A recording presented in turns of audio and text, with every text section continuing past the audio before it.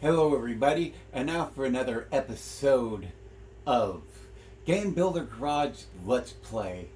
While we play the games, I'm going to be playing this game, still, going through the tutorial courses. And let's go to Step 6 of Tag Showdown, Automatic Retry. You made it, great. We're getting pretty close to completing the construction of our game of tag. Let's refresh our memories about progress so far. Now let me see. In the last step, we really upped the danger by adding some destructive rolling balls. We've done a lot already, in fact. Our game is almost finished. This time we're going to make it a little bit easier to play. You could say we're adding a quality of life upgrade. Now, if the tagger or runner breaks, the player needs to press the retry button themselves to play again. It seems like a lot of hard work when you're supposed to be having fun, don't you think? To make life easier, how about we add an automatic retry to the game? If the tagger or the runner breaks, a retry will be triggered. Okay, to the programming screen. First, we need to call a nodon that watches out for things breaking. Namely, the object break nodon. Select input. Select state change. And we have object break and on start. We're going to go with object break here. Hi, honey. Something I can help you with? A little broken heart, cool. Object break. What's that you say, hun? There's something you'd like to ask me? Don't be shy, tee-hee-hee. That's right. If the tagger or the runner breaks, we'd like you to let us know about it. I'll take care of it, sugar. Don't you worry about a thing. If that's what you're looking for, why don't you open up the settings screen and take a look at my check what setting. Okay, let's try that. Open up the object break nodon settings screen. Then open the check what like the nodon said.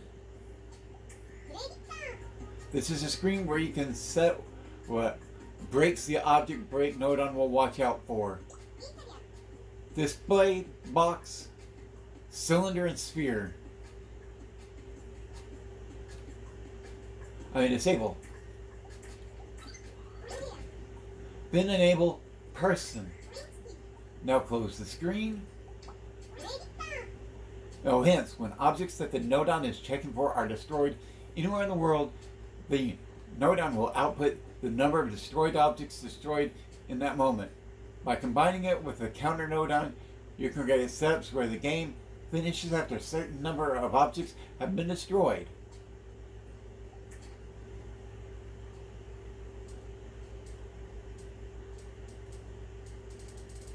Alright, so we do have the.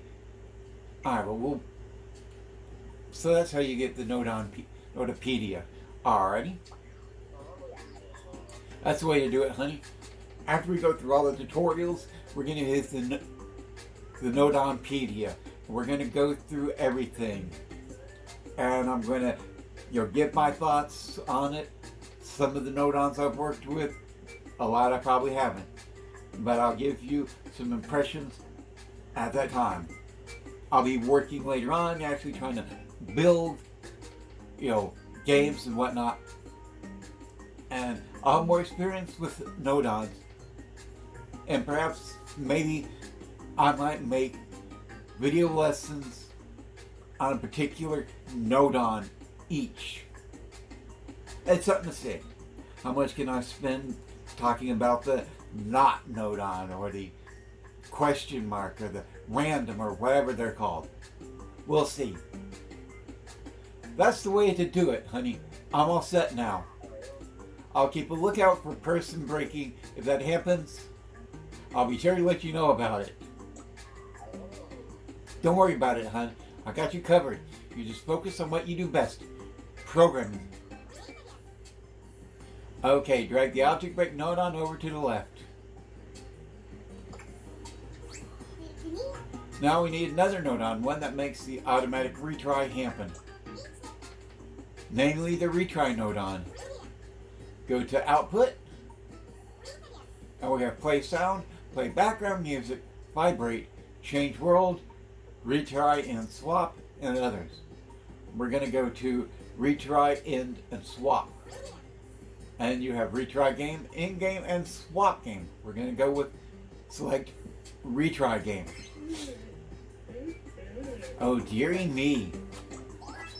The retry nodon. Looks like a walrus. Oh, if only I had my time to do over again. Hey old timer, what's up? Oh, it was only yesterday? My backside was itchy and I thought I was on my own. So I gave it a good scratch.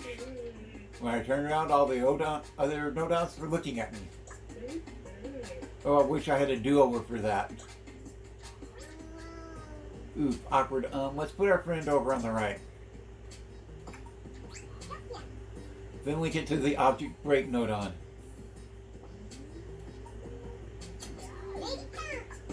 Okay, now the game will restart every time a character is destroyed. Now let's check it out. Try to destroy either the runner or the tagger.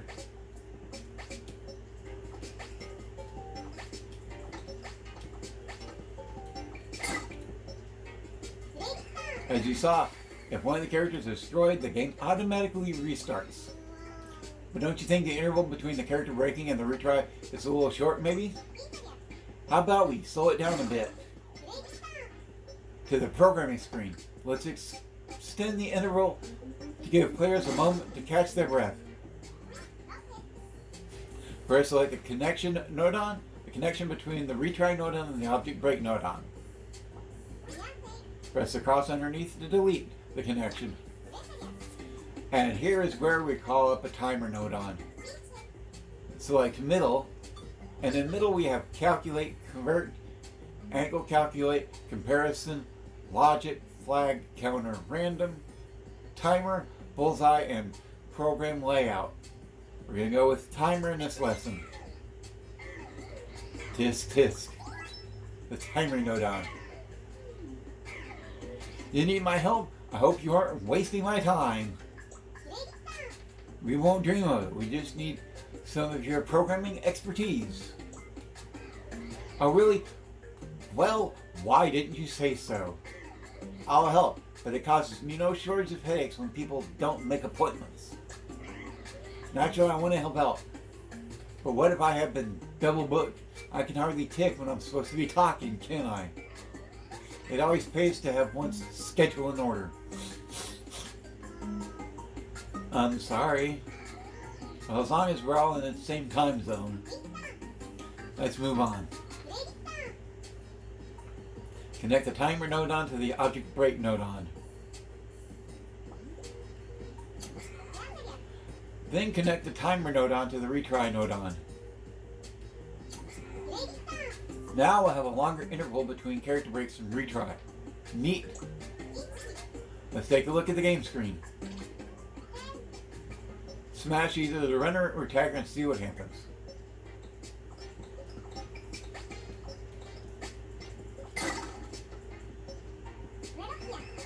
That was a longer interval between the breakage and the retry now, see? Now players will have a little breathing room between matches. If you're done checking out that, let's head back to the program screen.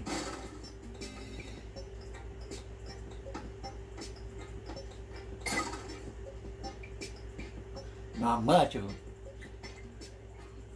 Okay, so step 6 is complete. Timely execution. Good job, honey. No need to redo this. Next step will be final one, and our game of tag will be complete at last. In the final step, I'll show you how to add some gram magic to your game. See you in the last step there. Don't be a stranger.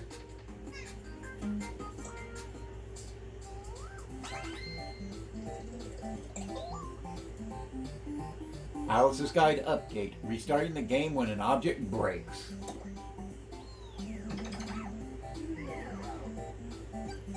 Alright, let's go over to Alice's guide. Restarting the game when an object breaks.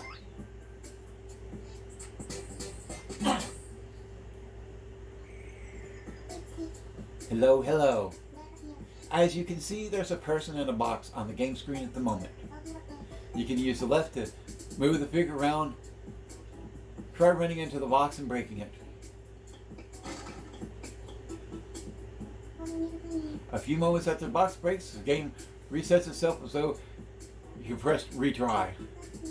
This means if you break the box, you can retry automatically. Well, I may explain how this is done. Let's head over to the program screen.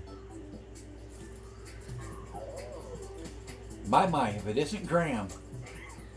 Do you have something for us to do, or what? I've got important places to be, you know? Oh, lighten up. See, Graham wants to learn how to retry automatically when a box breaks, don't you, hon?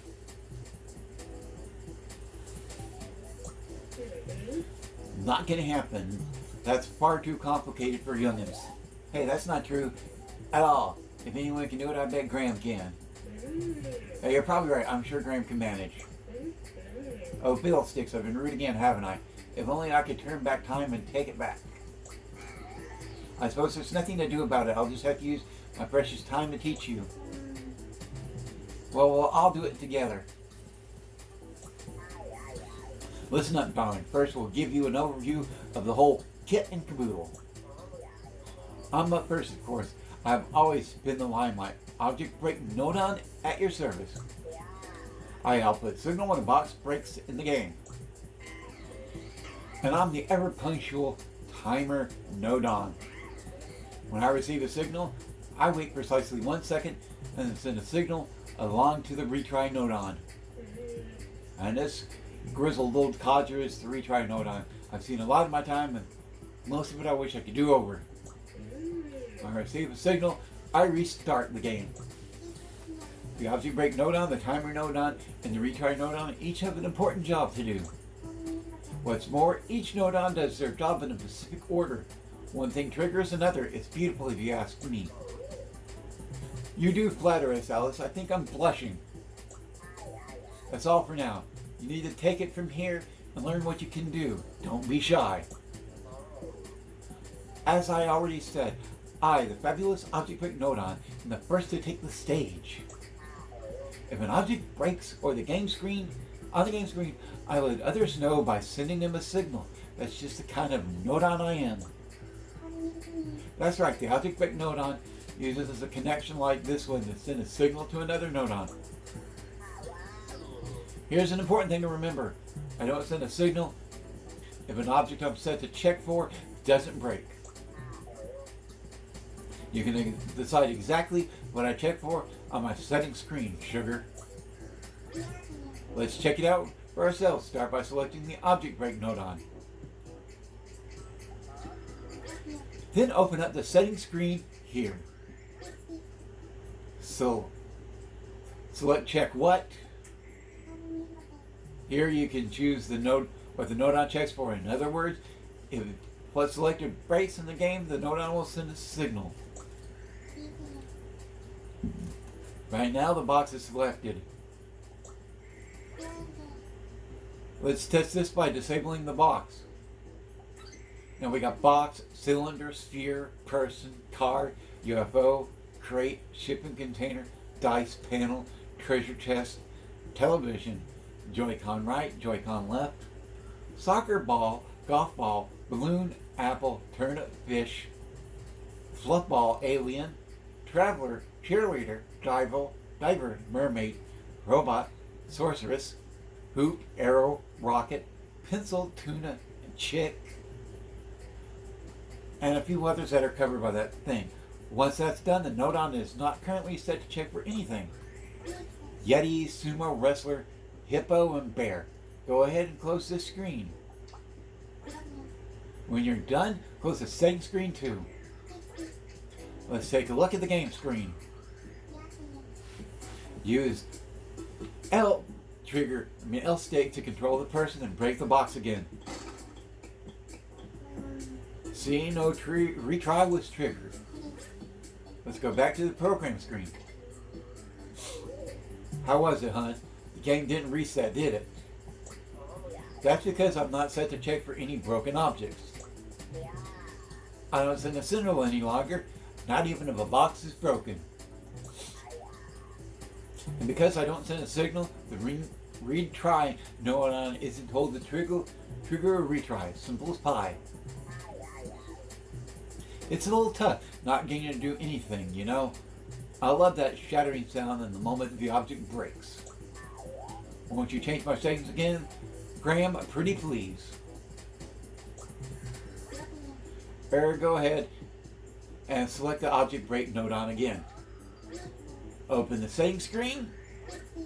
Go to it. And we're going to select, this time let's enable sphere. Even though we don't have one. Close this menu. Then close the settings screen. Now the object break nodon will check for broken spheres, but we haven't actually got any spheres in the game. That means it's time to bring in the sphere object nodon. Up is me, Object Nodon Generators. Glad to have you here, Object Nodon. Now let's get to the game screen.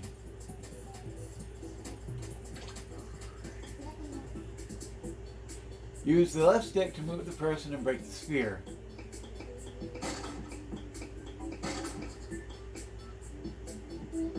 The object break nodon is currently checking for broken spheres. So that's why retry was triggered when the sphere broke. Meanwhile, the object break nodon isn't set to check for boxes. So breaking that does not trigger a retry. Say? Go ahead and test the deal if you want. I just did. When you're ready, come back to the program screen. Welcome back, hun. Looks like you got that retry working. I'm so happy I've got a broken sphere to keep me company again. That's what I'm for, after all. Set a reaction you want to occur when something breaks. Ahem. If it's my turn, is it my turn yet? We've gotten over on time. If you know, and I really can't have that. Oh, don't get bent out of shape, timer. There's no need to hurry. Easy for you to say, but whatever, I'll be brief. I'm a timer nodon. It's my job to wait for the set amount of time. It's an important job, and somebody has to do it. That's all. Hold on just a sec. You need to explain it better. That's such a thing as being too brief, you know? Go on, but try again. This is a rare opportunity. I wish I could try again more often. Well, honestly, I'll explain it again, just this once. My job is to receive a signal and then send the signal to another nodon. Before I send that signal, though, I wait a set amount of time. You can look at the time in my settings if you like, Graham, as long as you're quick about it. Select the timer nodon and don't let it rush you. Take as long as you need. Open the settings screen. You can use the output of how much seconds here. You can set how long the timer nodon will wait before sending a signal.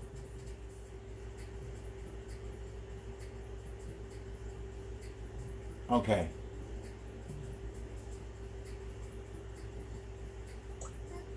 It's currently set to 1 second. That means nodon will wait for 1 second. Let's test this setting by changing it to 5 seconds.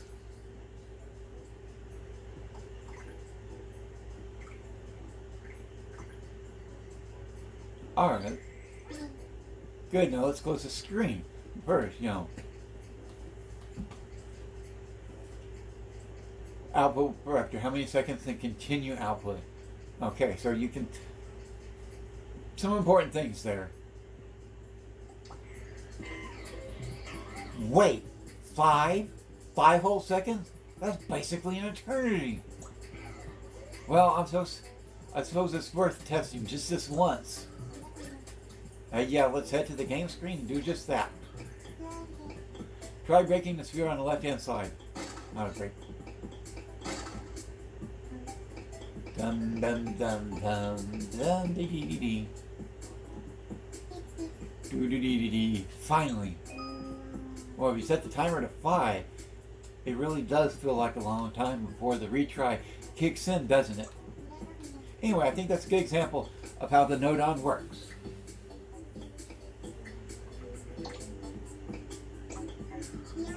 Let's go back to the program screen. It feels like we've been gone for ages. I hope you understand just how important I am now. If you want something to happen after a set amount of time, well, you know who to call. I'm last as usual. No one ever uses old retry node unless they want to fix a mistake. My job is to reset the game when I receive a signal. So many regrets. So do-overs left done. Such a simple job. I wish I was born a more exciting type of Nodon. Someone with dreams, then things might have been different. Oh honey, stop with the doom and gloom. You've got a job to do and you do it well. Be proud of yourself. Without you, no one would be able to play a game more than once. If that's not important, I don't know what is. Yeah, please respect the value of your own work. Goodness knows I do. Thank you, really. You're good folks. Now, Graham Hunter, remember how well three of us work together. We might come in handy in the future. I hope you've got the hang of how to retry when an object breaks. Of course, there's all kinds of other things the three of us can do together. Try using us, okay? And don't be afraid to retry. If you have to, I always wish I could.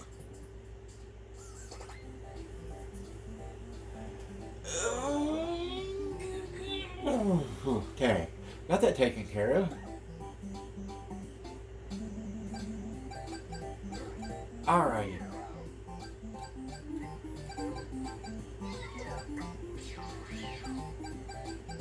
Okay, let's go to finishing touches, and we'll have Tag Showdown done. Hey Graham, can you feel the excitement in the air? This step will be the last one, and then our game of tag will be complete. But first, let's recap everything we've done so far. We fixed it so that the runner is controlled with the right stick and R. Likewise, the tagger is controlled with the left stick and L.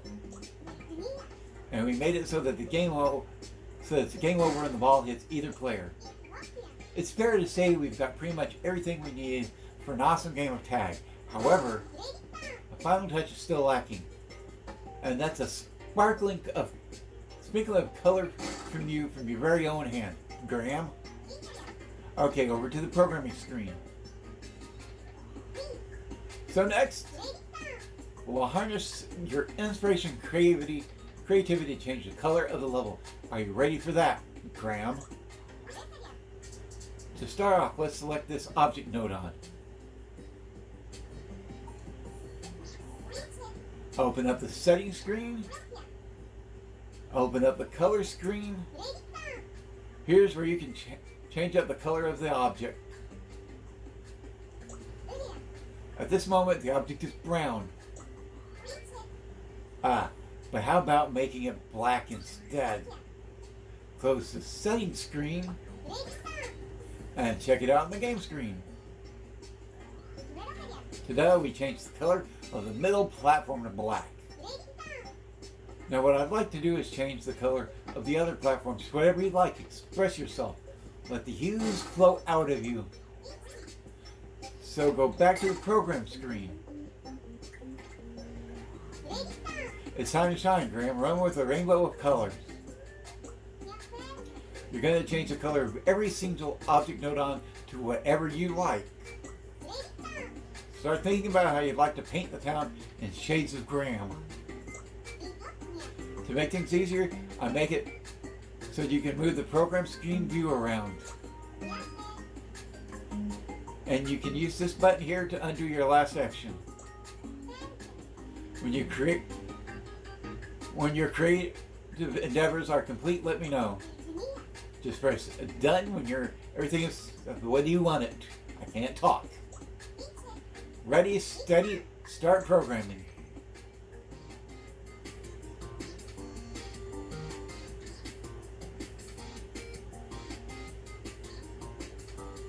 Alright. Got a substitute setting. Color. Let's go with blue. I'm going to change this to blue. Alrighty. Okay, and let's go this. Change the color to green. We're going to change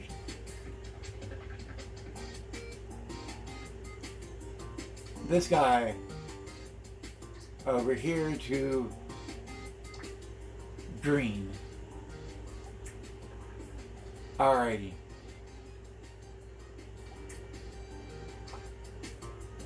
Alrighty. You can make his guy, well, let's go with lime green.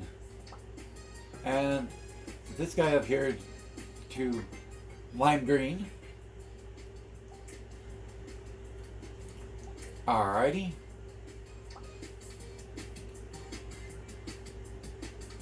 I'm going to change this guy to, well, let's go with pink. Yes. Alrighty. Let's close this out. And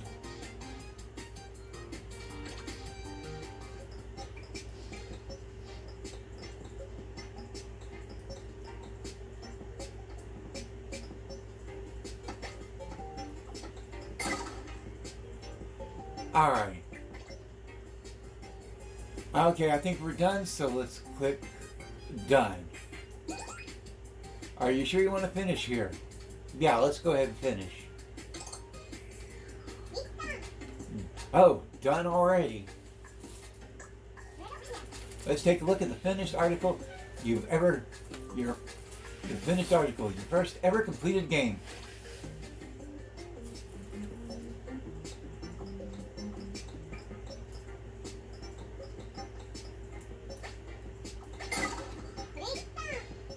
Oh, what style? What flair? Color me impressed. Okay. With that, I can declare the development of this game complete. And what a magnificent game it is. I feel like a spoilsport interrupting this momentous occasion. But if you could head back to the programming screen for a moment.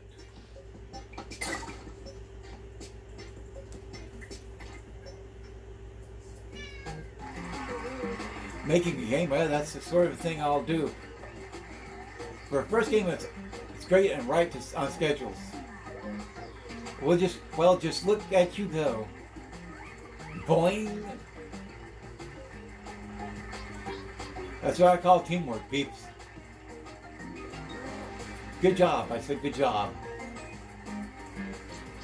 Graham, darling, what can I say? It's dazzling. Every journey starts with a single bang. And well, you've come a long way already, Graham. We got the makings of a genius programmer in you. There's no doubt about it. Now all that remains is to have our game of tag. Let's take a place of pride in the game list. Back to the menu. Alright, complete. Level 1, game complete. Programmer Graham. Congratulations on going gold with Tag Showdown. When a game is finally finished, let's say it's gone gold, it really gives you that feeling of accomplishment and completion. Going gold for the first time is a momentous occasion. Let's keep it for posterity by adding your game to my games list.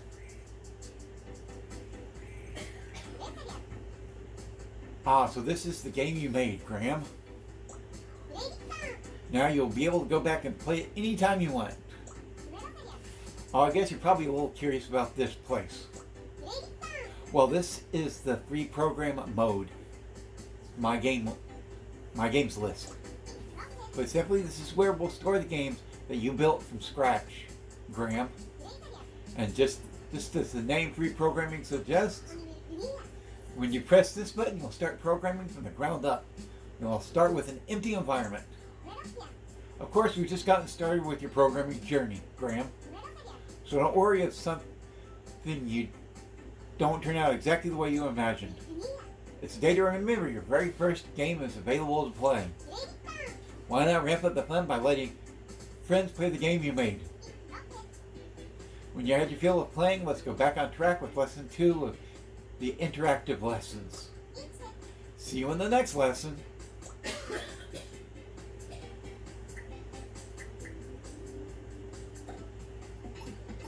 Okay, after you complete your first interactive lesson, you can go to free programming. Well, we'll be getting to that. But we're going back to interactive lessons. Tag showdown. Done. And another checkpoint. Test your skills at the checkpoint. Don't worry, you can do it. Hello.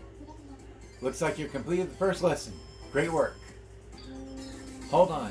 You didn't forget about my checkpoints, did you? Checkpoints are where we test if you really understand how to use the Nodon properly. You'll have to solve a Nodon-based puzzle to proceed. There'll be 5 puzzles for you to solve. Let's start with this puzzle, okay? Ooh, 5 puzzles this time. Move the person with the control stick. Maybe you forgot what you were supposed to do, so allow me to explain the puzzle again. This puzzle is solved when the person collects the apple. To make it so the person can collect the apple, you'll need to work the programming magic on the programming screen. However, you just can't program willy-nilly in this puzzle. Your actions are limited. To solve this puzzle, you'll have to add a connection between the stick Nodon and the person Nodon somehow. You'll be fine, just pay attention to what Nodons are thinking and you'll figure it out. Okay, now do your best to clear the 5 of the puzzles. I'm sure you'll be great.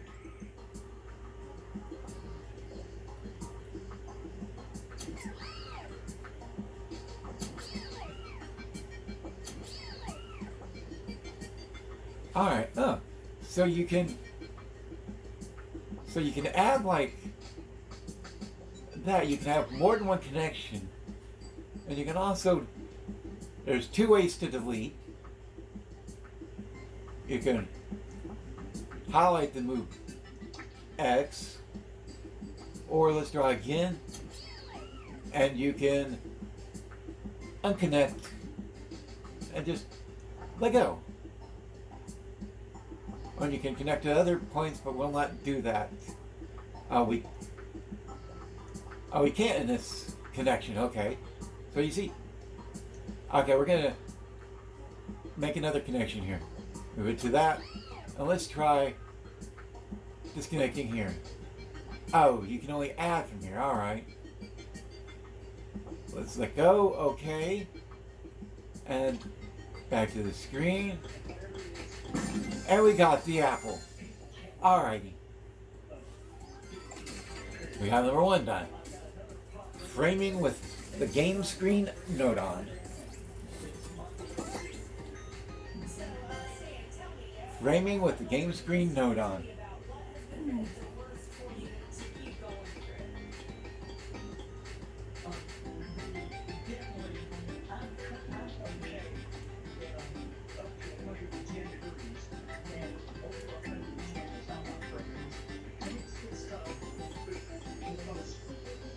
Alright, as you can see, we're not focused.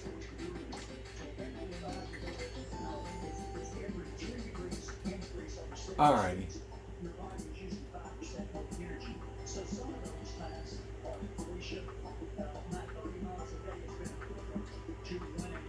Alright, okay, let's try this.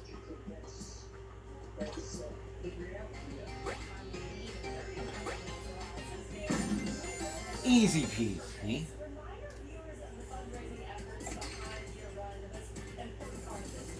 let's try, let's try something on number 2, see if I can break it.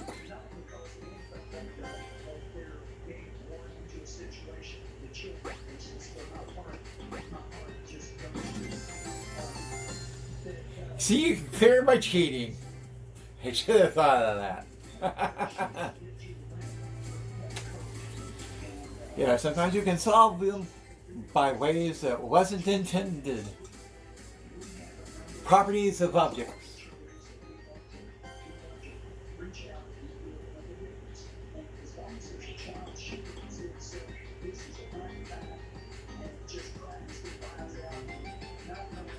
Alright.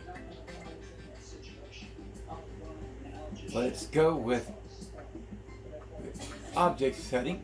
Click object, go to setting, and alright, unclick movable and close out, and let's try. Aha, okay, yes. I still have a few things to change here.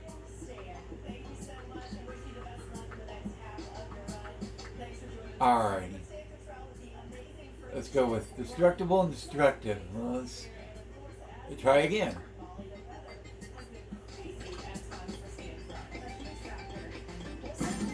Alright, I got that cleared. See, invisible objects. You gotta be a little more careful with.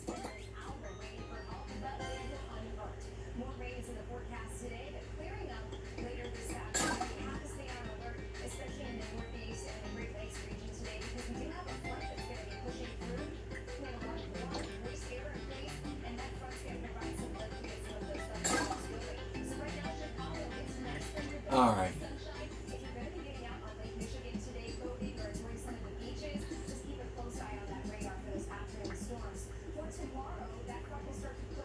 Alright.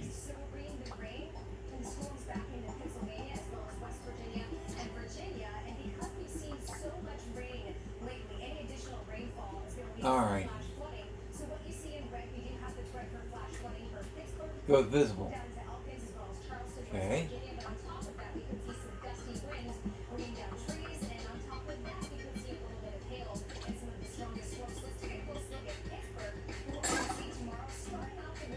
Well,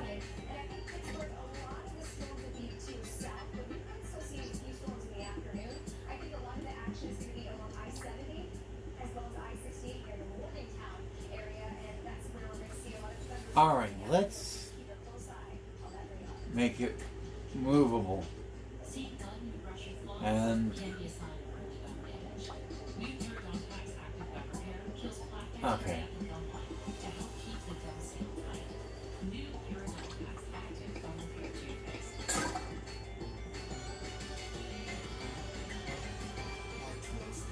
Alrighty. Let's see what to do here, okay?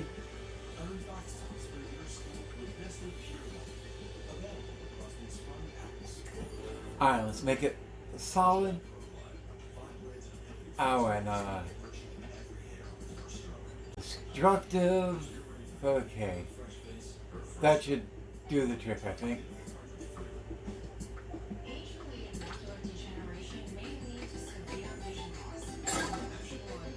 Okay. No, things aren't working here the way. Alright.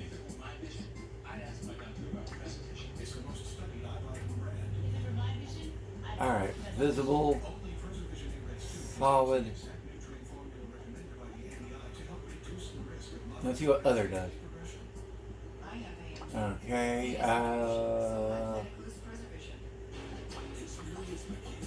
Let's try this now.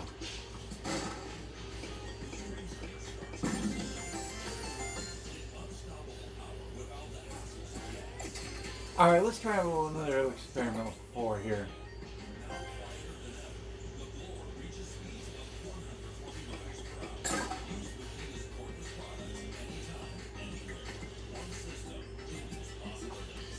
Alright, let's go to settings. We want it to be destructive, destructible, and solid.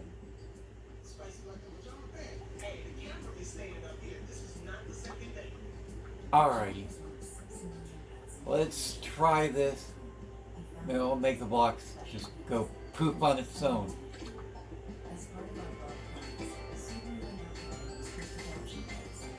Alright, it didn't quite work. And let's go back to setting here. Oh yeah, it needs to be movable. Alright. Let's try now. Cool. Press it. The block breaks on its own. Seems to break on its own. Good, that's kind of what we want here. The Rowdy launch object node on. Alrighty.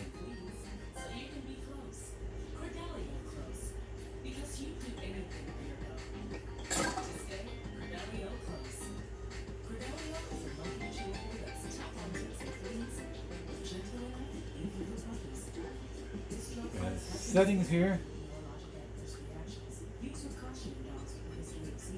Alrighty. So we can change the launch interval.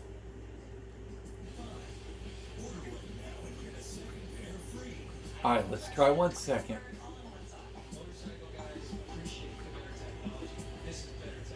And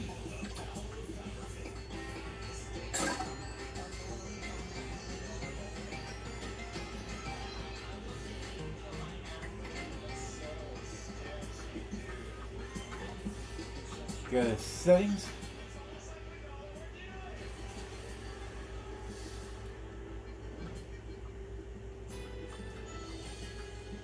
Alright.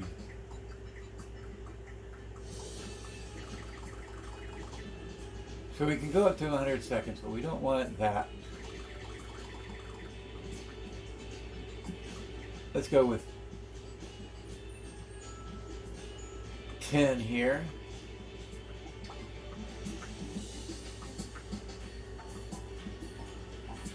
Alright.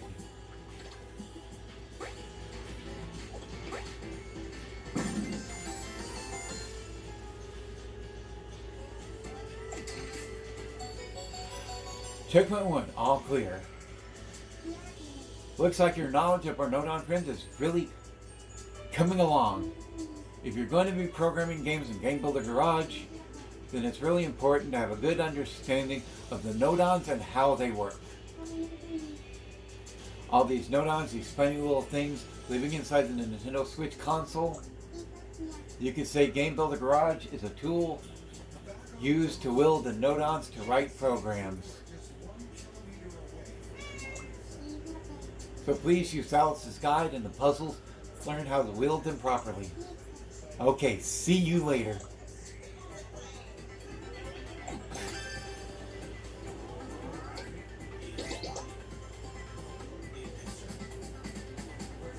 Lesson 2, on a roll. Rock and roll at Fruit Tilt. Get a new perspective on programming. The length about 50 minutes. And let's see if there's anything new in Alice's guide. Nah, we're good. Using the overhead view. And I have to go to overhead view.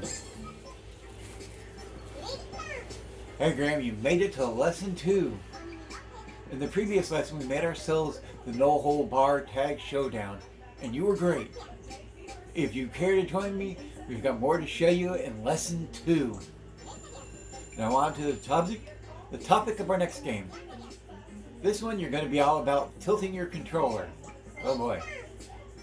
And the name of the game is On a Roll. You're best off playing the game in handheld mode, I'd say. Try watching the next video like you're looking from above at a box with a ball inside.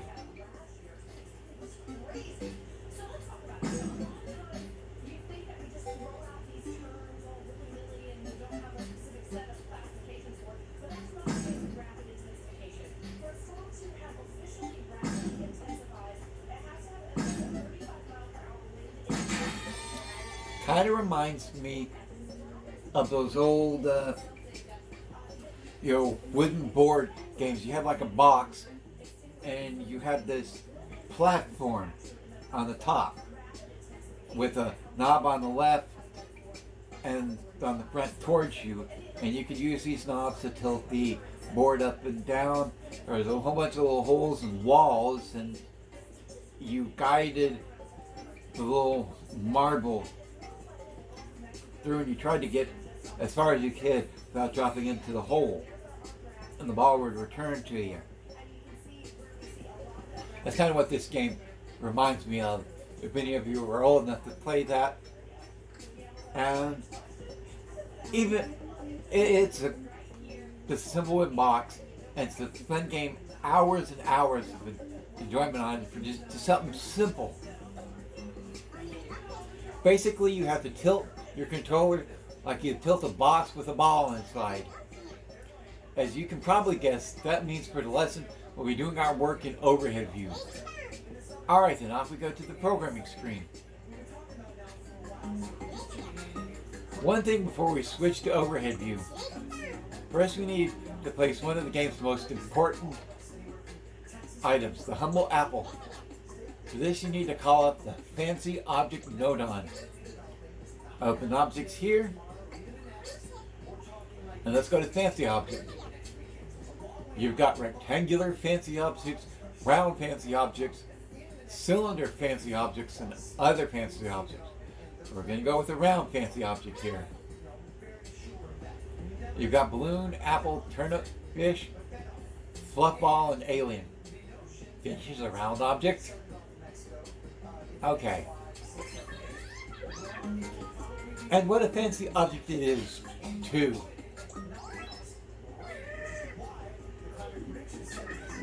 It's so ripe and juicy looking. The apple of my eye. There we go. Now you know how to place apples. Let's head over to the game screen. If I had a mouth, I'd be tempted to take a bite. Okay, time for the main event.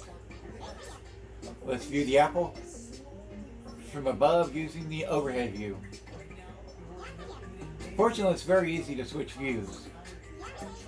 Just select the overhead view option from here. Gosh, it's me, or did something big happen on the game screen? Just like that, we're in overhead view. I say check it out on the game screen. Alright, come on, let's head that way. Well, what have we here? Our apple was all, sidey-widey before, but it's a bubby-wubby, right? You know what I'm saying? A bubby-wubby, whatever. This is it for the view we'll be using to create a level for the ball to roll around in. And on that note, it's time to start making the level itself. First, we need to decide how big the game screen will be.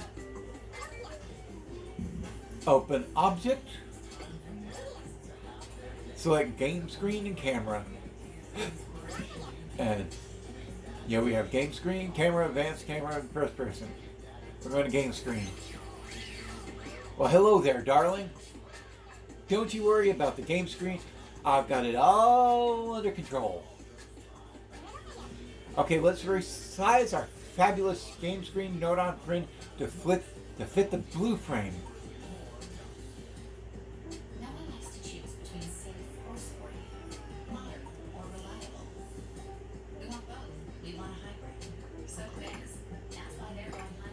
Alright, there we go. Absolutely gorgeous. I can tell you I'm going to fit right in here. Okay, that's done. Now let's use some object nodons to make the outer wall. Open object. First select simple object, and then box. Howdy, I'm a wall. First let's fit into the blue frame on top of the screen.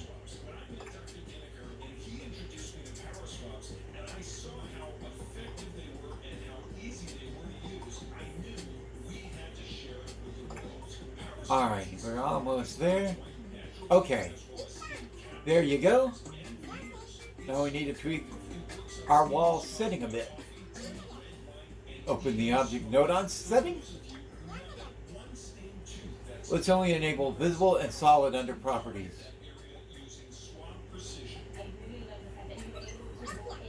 And let's also change the color. Bright red should do nicely.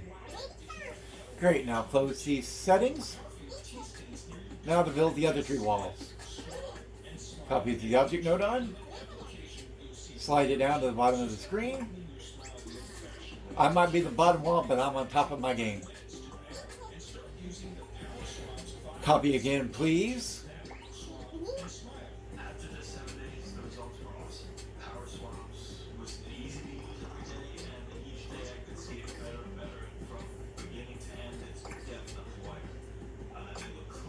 Oops, I screwed up a little. Alright, there we go. On the left wall, sure, but I'll treat you right. Copy one last time. Move it over to the right of the screen. Yep, I reckon we've got the whole screen walled up. Beautiful. Let's go see how it all looks. Looks like we've got ourselves a level to work with.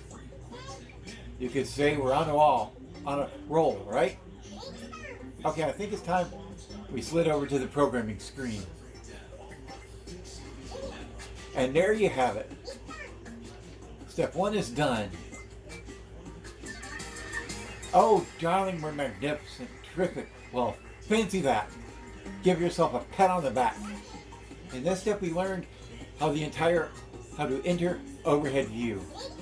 And we created the play area for our game. In the next step, we'll work on getting the ball to roll around. Catch you later.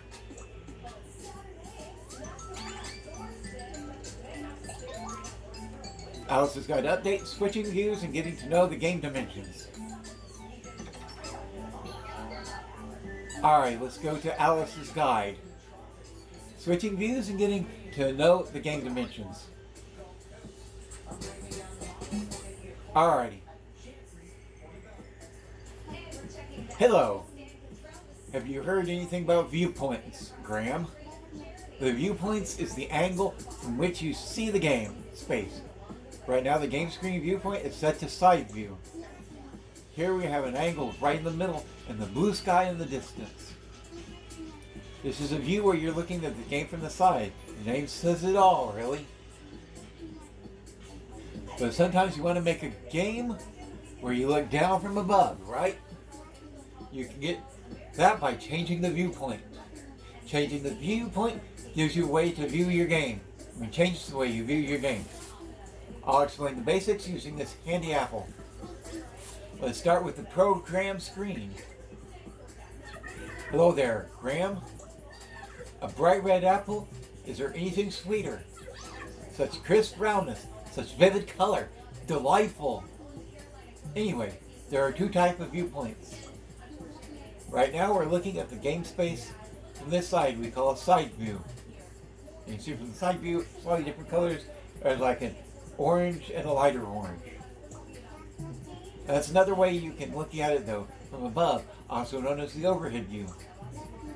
You can switch between these two views on the program screen. It's easy.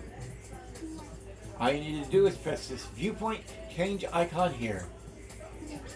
Give it a try now. Now that the view over game screen has switched to a side view to an overhead view. Let's see how the game screen looks from a bird's eye view. What a lovely leaf that apple has. So this is an overhead view of the game screen. Let's get back to the program screen for now. What a darling little green leaf, so succulent. You've discovered a whole new side of the humble apple. Shall we change it back from an overhead view to a side view? Can you guess how to put the view back to how it was before? Let's just press the change viewpoint icon. Now it changes back to an overhead view to a side view again. Let's go back to the game screen and see how everything looks from the side. Everything's back to the way it was before, see? So that is how we can change the angle from which you view the game space. Our game space has 3 directions, also known as dimensions, and each one has its own name. The left right dimension is called the X dimension. The down to up dimension is called the Y. And the front and back dimension is called the Z dimension. And what do we get when we put those 3 dimensions together in a game? 3D. You have a 3-dimensional space. How about we move our node on around a bit, the program screen, and explore it a bit? So this is the program screen view from the side.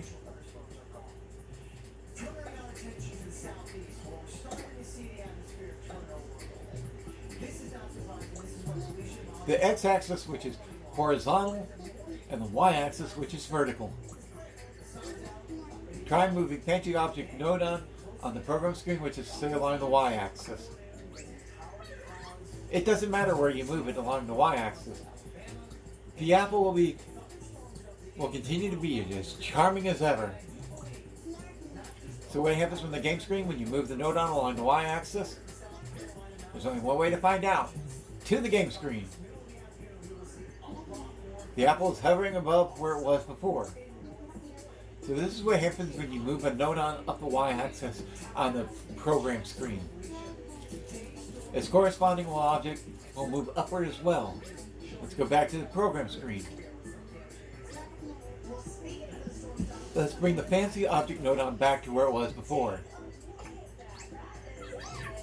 A floating apple is all well and good, but an apple firmly on the ground is the best kind. Now let's see what happens when we move a node on from an overhead view. Change the viewpoint. Let's go to the game screen from the top. Change the view overhead. Changes the angle from which you're looking. The left to right direction on the game screen is the X dimension. Up and down the screen is on the Z dimension, which is also forwards and backwards, see? Let's go back to the program screen. So you saw now the axis direction on the program screen changes when we change to the overhead view, right?